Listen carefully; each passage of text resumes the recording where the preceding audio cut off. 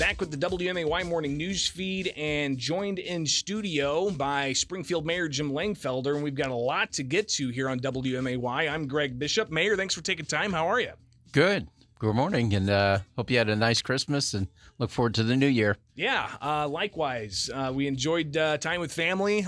We were talking a bit off air how big your family is that you have as siblings, 13 of them, but not as big of an immediate family, but hopefully you were able to get together with some of your siblings and some of your children and grandchildren as well.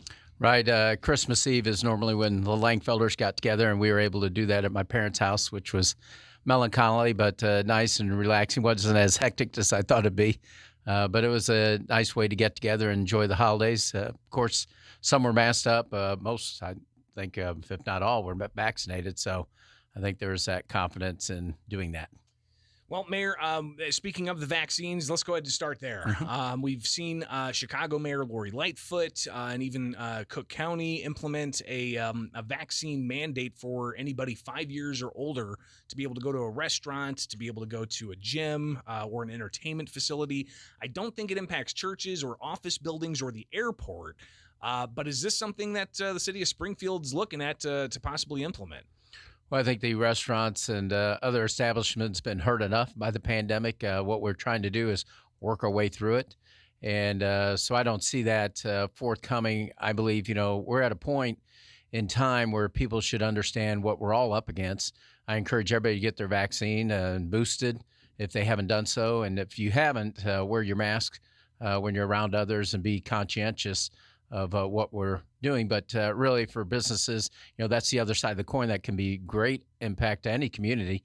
It can be devastating when businesses close, the mental health and everything else that goes along with it. So I think we're at the point where people can make that decision themselves and be conscientious and move forward with the proprietors of the establishments. So you're essentially saying that it should be up to the local establishments if they want to implement something like that? You're not going to do a blanket mandate? Well, keep in mind, this is a health pandemic, so all that could be changed by the Sangamon County Public Health Department. But as of now, I believe we're just going to work our way through it. With the city, what we have done previously was a mask mandate. We were the first city in the state of Illinois to do that, and it really helped with our infections last year. So if we did anything of measurable amount, that would be it. With regards to vaccines, I know with employees, things of that nature, I've been asked that. We'll let that play out through the courts before we make a final determination on how best to do that. Well, and how would you go about doing that? Would it just be, okay, the courts say Biden's, the president's mandate can stay. So, is that just go ahead and move forward with it? Or do you actually have that conversation with the bargaining units, the unions who represent city employees? Well, that's why you let it run through the courts. Have to go to the Supreme Court. I think there's over 20 lawsuits already with the latest decision. So geographically or logistically, it'd be a challenge for us, but we were moving towards that direction. How I was going to approach it a little bit different than the state and the president. What I thought would be best is if you, have everybody tested, you mandate a test, and you wear your mask at the workplace. And if you don't want to do that, you have to show your vaccination card. So it's kind of a reverse, and I don't think that could have been challenged. But unfortunately, the state and the federal government's moved in this direction, so we'll just go along with it. How's the situation been lately at the city when it comes to staffing? Have you had a lot of COVID work-related issues, people not being able to come in, or are we still kind of seeing a lot of people working remotely as is anyways? Well, no, we're pretty much full force and have been with the pandemic. When it first started, we split shifts, so we kept the workforce safe. We had 1 week where Public Works would come in and they share equipment, so they worked one shift, and then the next week the other shift would come in. And so that's how we worked through things through CWP. Hats off to the police and fire, with their work. They can't necessarily do that. With the fire, we learned the hard way. We had 70 quarantined at one point in time. Now we've done a lot better. They've gotten a lot of individuals vaccinated. I think it's over 70%, which is great. The police, they've changed their hours to 12-hour shifts. Now their offices are police car, and we can't thank them enough for what they did to help protect us. But the city as a whole, I think we get an A for how we've handled the pandemic. We're talking with Springfield Mayor Jim Langfelder here on the WMAY morning news feed, getting his take on a variety of different issues. And seems that COVID-19 very much has dominated our lives for the past, almost 2 years now. So interesting to see where we're at with all of this. So we'll wait to see what happens with the U.S. Supreme Court. They're going to be taking up the vaccine mandates that President Joe Biden's issued. Which I imagine the city of Springfield has more than 100 employees. So if that particular mandate happens, then it's going to impact the city of Springfield. But we're also seeing headlines of, festivities celebrating New Year's Eve around the globe being canceled. I saw, from Berlin to a variety of other countries, they're saying, no, we're not going to have a celebration. Last week, you promoted the downtown festivities. I'm looking forward to getting some friends together and going and checking out the local arts. Is that still going along full force? Yeah, from my understanding, it's still going on. Fireworks will be later in the night. Usually it was at 6. Now it's going to be around 11 o'clock or later. I think more towards midnight. So check that going to the Springfield Arts Council website, if you would. But I think it's more of a downsized version. I don't think it's full blown just because of the timing. How do you, pull everything together at once? But we really appreciate Sheila Walk moving forward in that direction. And some of the activities are outside and, plenty of space. So hopefully, again, it's up to the individuals. What's your comfort level? I know my wife's not as comfortable as what I am when we go out. And so I go out maybe a little more than what she does. But again, get vaccinated, boosted, wear your mask when you're around others that you don't know, and it'll all work out in the end. Mayor Jim Langfelder with us. I do want to talk about the possible litigation coming from the Springfield Airport Authority coming up here. And we'll talk with Frank Valla from the Airport Authority after 8:10 to get their side of the story. So we'll touch on that in a moment. But just a few things city business wise. Have you seen the report yet of the fire study that was, I think over the summer, you guys approved that. It's taken several months to get it together. The budget director, Bill McCarty, said they're reviewing it. What can you tell us about this? Yeah, it was a draft report. I haven't read it in its entirety. I glanced through it, but there are certain items that we want to make sure they touch upon. The main thing is two things. One, where do we go after the pandemic? What's the organizational structure look like with the fire department and, relocation of the stations? And that's what they're taking a deeper dive into is on response time. We're looking at key locations to move stations that we have to move and maybe Bill to put us in a better position. And then the other part is with regards to how do we compare to other cities, with our structure, meaning captains versus frontline firefighters, things of that nature. So we'll take a hard look at it because the bottom line is the pensions aren't going away. And that's kind of the invisible or the greatest impact we have on our budget each year. And so that's a train that's coming, and we want to make sure that now's the time to really take a hard look at it for our future. Speaking of the pensions and city finances, you've got all those federal dollars. How close are we to seeing an implementation of what you've suggested those dollars be spent on?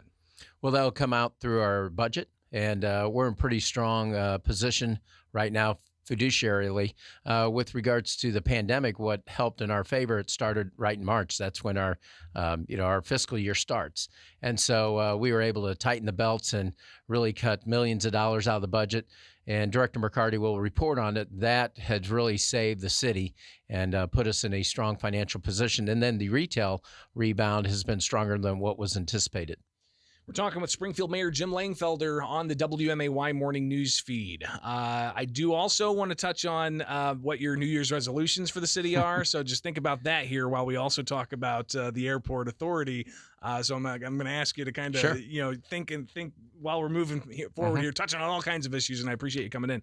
So let's talk about the Airport Authority. The issue came up last week during the city council meeting, as we also saw the Airport Authority the same evening vote to advance efforts to sue the city. This deals with aviation taxes and who's collecting what taxes and whether or not those taxes are going to where they need to go. In layman's terms, why should the taxpayers care about this? Well, it's really the taxes go towards roads and bridges for the city, as far as that goes. For the airport, it's their infrastructure, their operations, things of that nature. The motor fuel tax, that's what we're talking about. It's with the aviation fuel. And the city's actually who collects it is the state of Illinois through the Department of Revenue. And so they've been collecting it through the years, through the decades, and they disperse it to the government entities. The city of Springfield only gets their fair share. So with that, there's been a change of federal law, is my understanding. And so with that came around, I believe, in 2015, somewhere around that. But it wasn't codified by the state of Illinois until 2019. So the Department of Revenue at that point in time started splitting out the motor fuel tax, giving the Capital Airport, Abraham Lincoln Capital Airport, their share of that, and then the rest in the city of Springfield. But really, the citizens of Springfield, why they should be interested is because there's claims that we owe more than what we think we do. I'm not even sure if we owe anything, according to our corporation counsel. That's because not the again, case. You guys don't have control of this, right? Correct. I mean, Right. You guys don't actually collect this tax. Right. It's collected by the state, so the state's the ones that are, according to the city council. And Alderman Hanauer brought up a good point. He goes, where are all the auditors in all of this? If that was, there should have been a citing at the state level, should have been a citing at the airport level and the municipality, which none of that had transpired to my knowledge. And so really what it comes down to is, I'm not a big believer in, I'm more about principle instead of, technicalities as far as, if you can, we can take it to court, maybe win on technicality, lose on technicality, whatever the case may be. I'm more about what's the principle. And again, we're all representing the citizens of Springfield. So if you do take from the city, you're taking from the roads.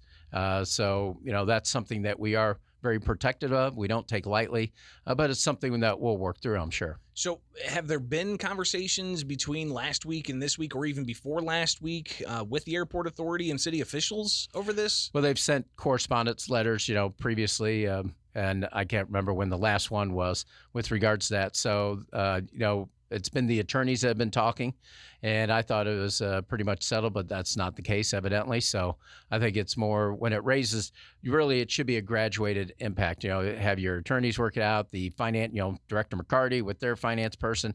If that doesn't go anywhere, then the chairman and I or the board members and us should sit down and talk about it because, when you go to court, it's going to cost money, and we all represent the citizens of Springfield, so they're the real losers when you start adding lawsuits associated with that. Well, we'll see exactly where this goes, and of course, we'll hear the airport authorities' side when we talk with Frank Valla after 8 o'clock this morning.